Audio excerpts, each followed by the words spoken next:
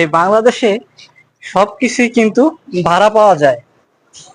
একটা solar system যখন DPDC বা ডেস্কো যে কোনো ডিভিশনের আওতায় গ্রাহক যখন থাকে, তখন এই গ্রাহককে নতুন একটা বিদ্যুতের লাইনের জন্য আবেদন করে গ্রাহক, তখন বিদ্যুৎ অফিস থেকে তাদেরকে একটা তাদের যে নির্ধারিত লোডের জন্য তারা আবেদন করে, ওই লোড অনুপাতে তাদেরকে একটা সোলার সিস্টেম বসাতে বলে। তো দেখা যায় কি, কাস্টমার যারা অসাধু ব্যবসায়ী আছে তাদের কাছ থেকে ভাড়ায় সোলার নেয়। তো এই সিস্টেমটা ঢাকা শহরের সব থানার মধ্যেই কিন্তু এই সিস্টেমটা চলমান আছে। কিন্তু যখন আপনি ভাড়ায় সোলারটা নিবেন, সেই সোলারটা নিলে কিন্তু আপনার লাভ হচ্ছে না। হয়তোবা সাময়িকভাবে আপনি বিধিমালা আছে সরকারি, সেই বিধিমালা থেকে আপনি হয়তোবা ফাঁকি দিতেছেন সরকারকে, কিন্তু কিছুদিন পরে আবার দেখা যাবে যখন ডিপিডিসি অথবা ডেস্কোর লোক আসবে আপনার এই সাইটটা, আজকে হোক বা 6 মাস পরে হোক, আপনার সাইটটি তারা ভিজিট করতে যাবে। গিয়ে পুনরায় আবার যদি দেখে যে আপনাকে 6 মাস আগে সোলার সিস্টেমটি বসাইছেন, তখন তারা ভিজিটের সময় আপনার এই সোলার সিস্টেমটি দেখে আসছিল।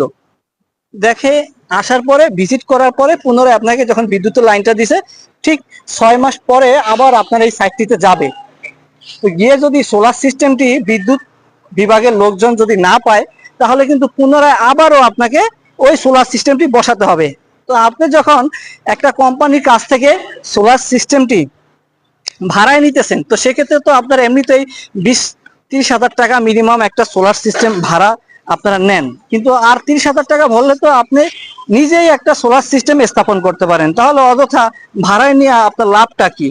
তো আপনি যদি 60 হাজার টাকা খরচ হবে এই চিন্তা করে যদি 30 হাজার টাকা দিয়ে আপনি একটা সোলার সিস্টেম নেন কোম্পানির কাছ থেকে ভাড়ায়, কিন্তু কিছুদিন পরে আবার যে আপনার বিদ্যুৎ অফিসের লোকজন আপনার বাসায় যে হানা দিবে না, সেটার কি গ্যারান্টি আছে?